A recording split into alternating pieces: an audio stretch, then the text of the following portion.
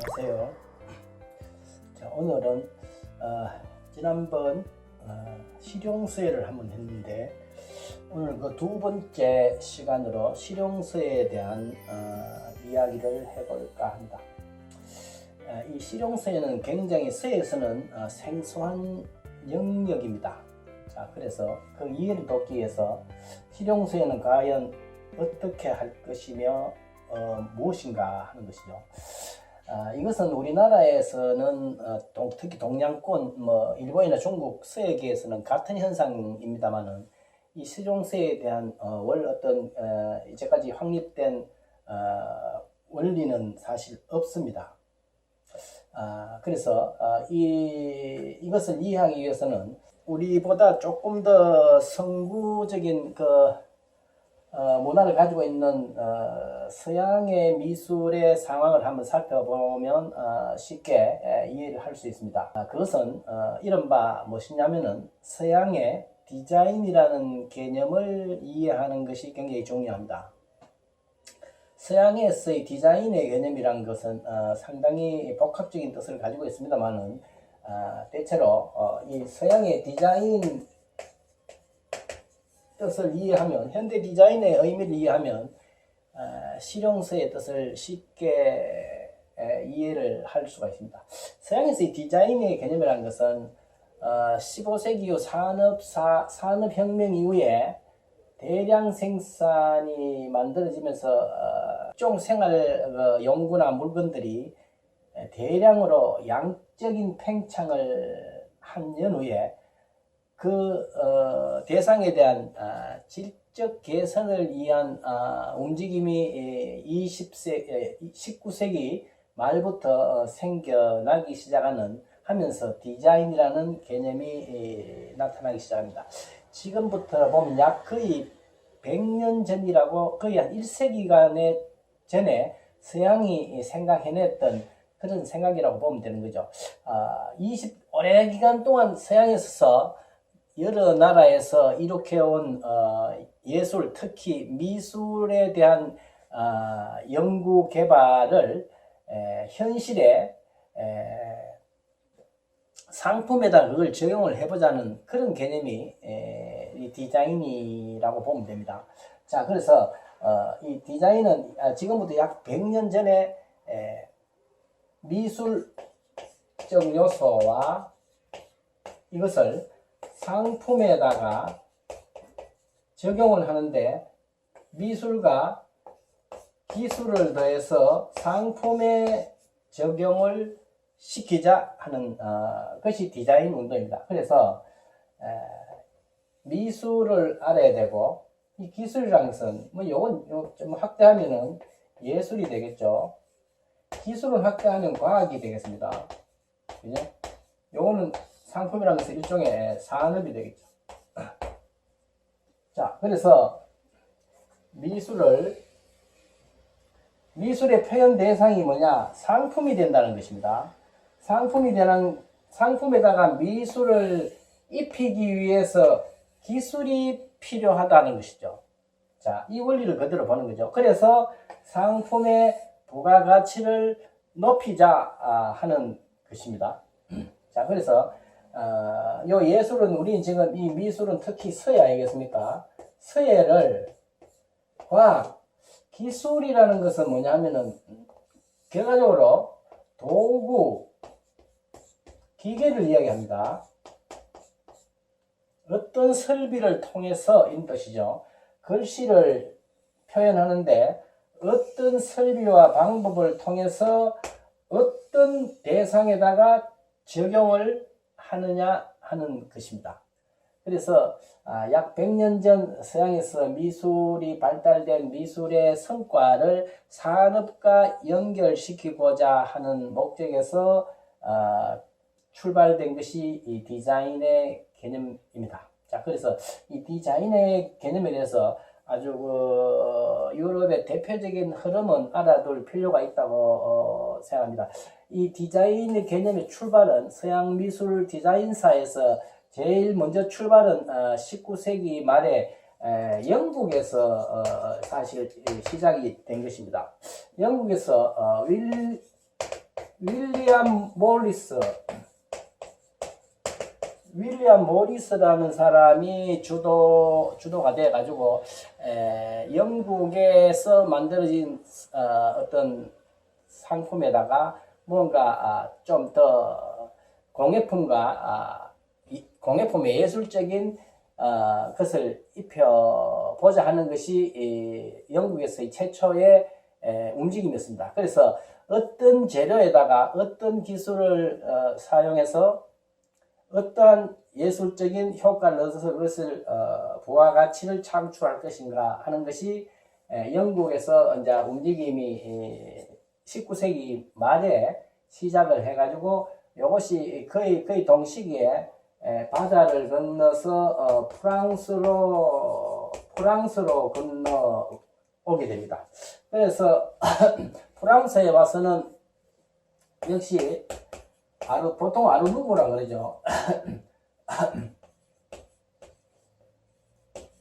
아르누보 불어로 아르누보입니다. 그래서 아르누보 운동이라고 하는데 역시 프랑스에서 미술 운동, 일종의 장식 미술의 운동으로서 프랑스하고 옆나라 벨기에까지 영향을 끼친 예술 운동입니다. 그리고 또 역시 유럽에서 대표적인 나라였던 독일에 또 이어지면서 요거는 거의 20세기에 건너가서 1900년대 초기에 독일에 건너가서 독일 공작 연맹이란 것이 또 만들어져요. 독일 공작 연맹이란 것이 만들어져서 미술과 공업을 과학을 접목시킬 수가 없을까 하는 움직임이 생겨나면서 이러한 움직임이 조금 더 발전을 해서 이른바 대학이 만들어지는 거죠. 그걸 보통 우리는 바우하우스라고 이야기합니다. 해서 대표적으로 1세기 전에 유럽에서 대표적인 미술을 산업에 응용하는 그런 디자인의 흐름이 있었던 것입니다. 역시 조금 더 동양보다는 좀 더 이른바 선진국이죠. 한 100년 전에 그런 미술을 상품에다가 어떤 방법을 이용해서 효과적으로 적용시켜보자 하는 면에서는 똑같은 고민이었다고 할 수 있죠. 이 서양에 있어서의 디자인의 어떤 원리를 서에다가 적용시키는 것이다 하고 그렇게 보면 됩니다. 자, 그래서 서예라는 것을 어떤 도구와 방법을 통해서 기술을 통해서 이 기술도 할 수 있겠죠. 통해서 어떤 상품을 만들어낼 것이냐 하는 것이 실용서의 요체라고 할 수 있습니다. 그래서 실용서라는 단어를 딴 단어로 조금 더 구체화시켜 본다면은 문자 디자인이다 이렇게 할 수가 있겠죠. 문자 디자인. 디자인을 넣고 서예 디자인하기 좀 그렇죠. 서예가 문자이기 때문에 문자를 어떻게 디자인할 것인가, 문자를 어떤 기술과 방법을 이용해서 어떤 대상에 적용을 시켜서 상품의 부가가치를 창출할 것이냐 하는 문제라고 보면 됩니다. 그런데 그러면 여기에서 서예에서 고려돼야 될 것은 무엇이냐? 요 세 가지 면이 있는데요. 첫째, 우리는 이 서예를 문자를 적용을 하는데 서예를 적용을 하는데 서예만 적용이 되는 것이 아니고 서예가 물론 핵심으로 들어가는 것입니다. 핵심으로 들어가지만은 그 배경에 받쳐주는 요소가 미술의 전반적인 요소가 받쳐준다는 겁니다. 예를 들면은 서예가 도자기에 들어갈 때는 도자를 이해를 해야 되고 서예가 어떤 대상에 조각품에 들어갈 수도 있고 건축물에 들어갈 수도 있고 회화에 섞일 수도 있고 실용품에 섞일 여러 가지가 있죠. 그래서 이 서예가 핵심이지만은 미술 전반을 이해를 해야 된다 하는 것입니다. 미술이라는 게 분리되어 있지는 않죠. 예를 들면 도자기에 그림 그리지만 그거는 회화와 도자기의 결합이죠. 그죠? 그리고 뭐 공예, 회화, 건축, 조각 이런 것들이 다 연관성이 있다는 것입니다. 자, 그래서 미술, 서예를 중심으로 미술 전반을 회화, 공예, 뭐 이런 주변의 관련 미술에 대한 조예도 있어야 된다는 것이 1차 관건입니다. 그 다음 두 번째 뭔가 이 기술과학의 이야기인데 이거는 여러 가지 요사이 쓸 수 있는 기계들이 많이 나오죠. 그 기계를 사용할 수 있느냐 하는 것을 이야기합니다. 그 여러 가지 면이 도구 기계를 사용하는 뭐 설명 방법이 있겠지만 결과적으로 이 요사이 현대에 있어서 이것은 뭐냐면은 컴퓨터를 기본을 알 수 있느냐에 달려져 있습니다.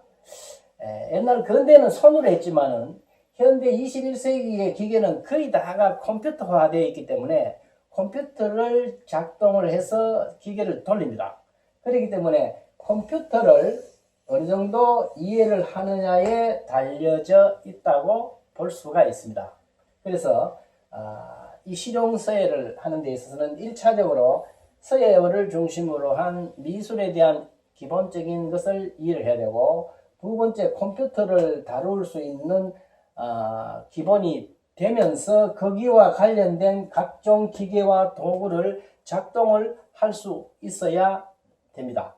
쉽지가 않는 것이죠.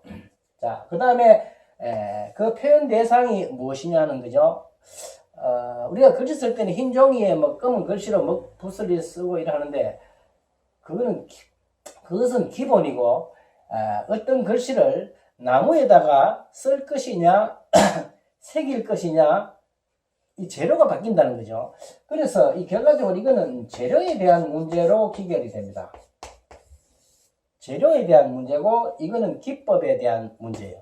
재료와 기법론입니다. 그래서 서예사를 통관해 보더라도 우리가 서각사에서 보면 그게 다 나왔지만은 쇠붙이도 하고 돌나무, 쇠붙이, 뭐 흙 이런 여러 가지 재료가 있죠. 어떤 재료에다가 표현을 할 수 있느냐 하는 것입니다. 그래서 다양한 재료를 다룰 수 있는 능력을 길러야 됩니다. 자, 결과적으로 보면 서예를 중심으로 미술의 전반 요소를 기본으로 해서 컴퓨터를 작동하면서 그 관련된 설비를 작동할 수 있는 방까지 신경을 써야 되고, 그리고 그 부가 대상이 어떤 재료가 무엇이냐에 따라서 그 재료에 대한 이해가 따라줘야 됩니다. 그래서 이 3자가 다 이해가 되어야 바람직한 실용서예를 할 수가 있습니다. 어떻습니까? 굉장히 생각보다도 실용서예 하니까 그냥 재미로 이렇게 뭐 서예를 쓱쓱 해서 아주 간단한 실용서예도 있습니다. 뭐 생활서예에 집에 있는 쪼매난 나무에다가 내 이름 새기고 명패를 한다. 간단한 이런 것도 있지만은 그건 기본적인 것이고, 조금 더 규모를 키우고 전문화시키면 이런 굉장히 포괄적인 범위에 있어서 서로 이질적인 재료와 그리고 설비와 예술적 소양 이 세 가지를 갖추어야 서기의 목적을 달성해 낼 수 있다 하는 것입니다. 쉽지가 않는 것이죠. 굉장히 부지런해야 된다는 거죠. 자, 그래서 우리가 앞으로 실용서예를 해 나가는 데 있어서는 1차적으로 이제 이런 관문이 있으니까 미리 이렇게 해주면 좋지만은 그 쉽지가 않은 것이고, 좀 장기적으로 서예가 핵심이기 때문에 서예를 중심으로 해서 부가적인 이 도구를 다루고 이런 것은 서예 공부하는 것보다도 그렇게 오랜 시간이 걸리지 않습니다. 마음을 먹고 조금 중장기적으로 해서 공부를 해 나가면 어느 정도 할 수가 있습니다. 서예 공부가 시간이 제일 많이 걸리는 거니까 서예를 한 10년 이상 한 사람은 마음만 먹으면 요거와 이런 부대적인 것은 그렇게 심각하지는 않습니다. 문제는 한번 해보고자 하는 마음이 문제라고 생각을 합니다. 자, 그래서 이 실용서에는 크게 봐서 문자 디자인이라고 하는 이 개념으로 이렇게 이름을 재설정을 할 수 있고, 이러한 문제는 100년 전에 유럽에서 이러한 디자인이라는 개념으로 미리 그것을 실행한 바가 있습니다. 그것을 서에다가 적용을 시키기만 하면 된다. 이렇게 보면 되겠습니다. 자, 그래서 이러한 실용서예의 실제적인 내부 필요 요소에 대해서 아시고 앞으로 실제적인 작업을 해나가는데 참고를 미리 해 두시면 되겠습니다. 자, 오늘은 여기까지 하겠습니다.